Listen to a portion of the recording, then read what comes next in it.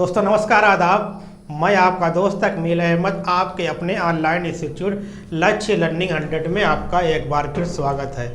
आज मुझे बहुत खुशी हो रही है कि आज हम कि जो आपका 9 अगस्त 2020 को जो यूपी बीएड एंट्रेंस एग्ज़ाम का पेपर हुआ है उसकी हम एनालिसिस कर रहे हैं। एनालिसिस करते हुए आपसे उम्मीद करते हैं आपको एक अच्छे कॉलेज मिलेंगे, अच्छी रैंक आएगी, सरकारी कॉलेज मिलेंगी, आप जहां चाहेंगे वहां पर मिलना चाहिए, ये हम उम्मीद करते हैं और हमारी दुआ भी आपके साथ है।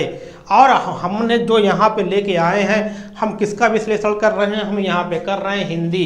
तो हिंदी के क्वेश्चन आए जो हमको गलत हमारे छात्रों ने, हमारे जानने वालों ने, हमारे शुभचिंतकों ने जो बताया है, उस आधार पे हम आपको 13 पॉइंट को 13 क्वेश्चन 14 क्वेश्चन को हम यहाँ पर आपके सामने लेके आए, इसके आंसर बता रहे हैं जो आपके लिए बहुत इम्पॉर्टेंट है। ये जो भी क्वेश्चन आया हुआ है, हमारी लक्ष्य लर्निंग 100 के टीम ने जो लेखपाल को टारगेट किया हुआ है, अगर आप उसके वीडियो देखेंगे, यहाँ से आपको कोई भी क्वेश्चन आपको इसमें कहीं पे छूटा नहीं है।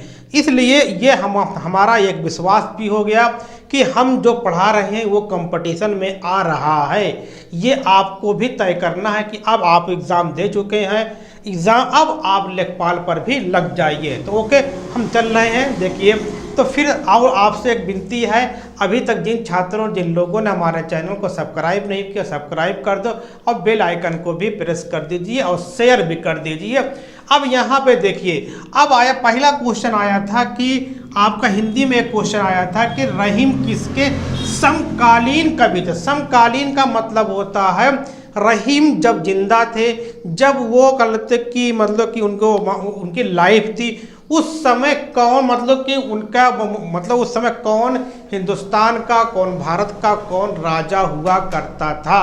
तो कौन था? तो इसका उत्तर होता है अकबर। क्या है उत्तर? क्या है कि अकबर। रहीम किसके समकालीन कवि थे? तो किसके थे? अकबर महान जो अकबर है, अकबर के समकालीन थे। ये क्वेश्चन अक्सर आता है, मतलब कि अगर पूछ सकता है कि अकबर के समकालीन कौन थे? रहीम थे। रहीम किसके समकालीन है? तो अकबर के। ये आपका बहुत इंपॉर्टेंट क्वेश्चन है जो अक्सर आपको ये क्वेश्चन आते हैं। फिर आता है कि सुकुमार कवि किसे कहा जाता है? हिंदी में सुकुमार कवि किसे कहते हैं? सुमित्रानंदन पंत को सुकुमार कवि कहा जाता है। अब आपके लिए मैं एक क्वेश्चन दे रहा हूँ, सुमित्रानंदन पंत के बारे में आपको पूरा पढ़ना है। इसमें जितने कवि आए हैं, ये तैयारी करने का बहुत ही अच्छा तरीका होता है। जो एग्ज़ाम में क्वेश्चन आ गया, अब आप सुमित्रानंदन के बारे में अच्छे तरीके से पढ़ लीजिए। इनकी कौन कौन कृतियाँ हैं, इनकी कौन कौन रचनाएं हैं, इनकी बायोग्राफी क्या है, तब आपको और अच्छे अगले कंपटीशन में जाओगे तो और अच्छा मार्क करोगे। यहाँ पे फिर कह रहा है कि सुकुमार कवि किसे कहा जाता है?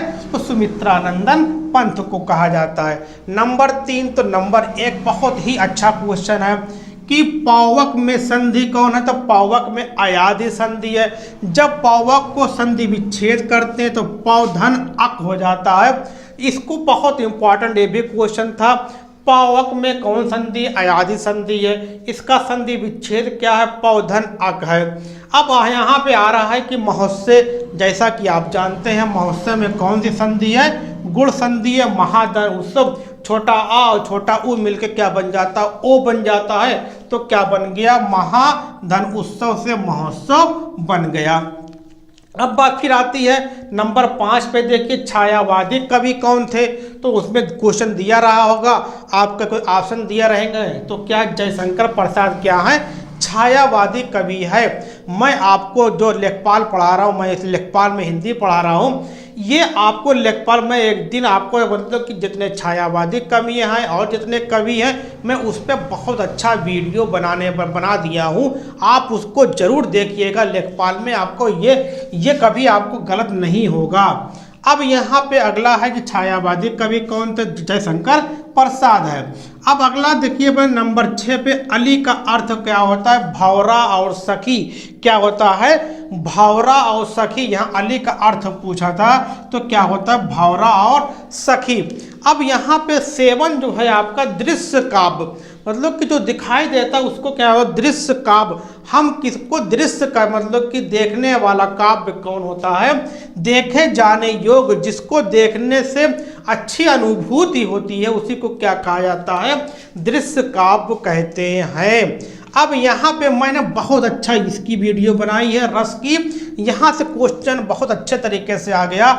हिंदी में भाव एवं कला किसके द्वारा दर्शाई जाती है, मतलब कि जो भाव होता है, जैसे अस्थायी भाव होता है, मतलब कि श्रृंगार रस का स्थायी भाव क्या है, करुणा रस का क्या होता है, भयानक का क्या होता है, शांत का क्या होता है, उसी तो क्या कहते हैं, उसको हम लोग क्या कहते हैं, रस के द्वारा भाव और कला को हम लोग क्या करते हैं, दर्शाते हैं। ये यहाँ पे आंसर क्या होगा, रस होगा। निम्न में से किसके उपसर्ग नहीं है, उपसर्ग मतलब कि दर्शन में कोई भी ना प्रत्यय है ना ही उपसर्ग है, तो क्या है आपका, क्या है कि दर्शन। यहाँ पे क्या सही होगा, जो मुझे मिला है तो इसमें कौन सही होगा, आपका दर्शन सही होगा। अंबर का विलोम क्या होता है, अवनी।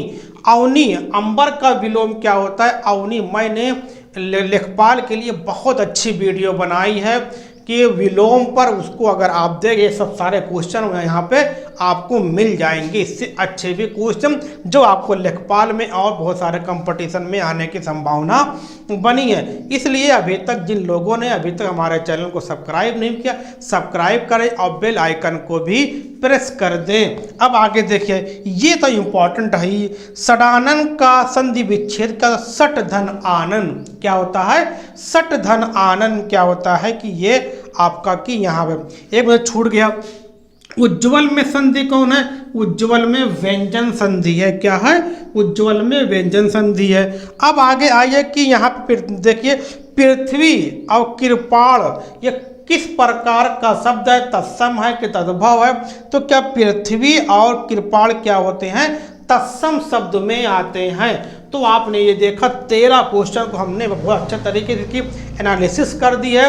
आप इसको अच्छे तरीके से, मैंने क्या कहा था कि जयशंकर प्रसाद को और सुमित्रा नंदन पंत को अच्छे तरीके से पढ़ लीजिए, क्योंकि यहाँ से क्वेश्चन हर कंपटीशन में आने की संभावना बनी रहती है। तो आप इसका स्क्रीनशॉट लीजिए, फिर आगे हम बात करते हैं। तो उम्मीद करते हैं कि आपने इसका स्क्रीनशॉट लिया होगा, आपको ये विश्लेषण बहुत अच्छा लगा होगा।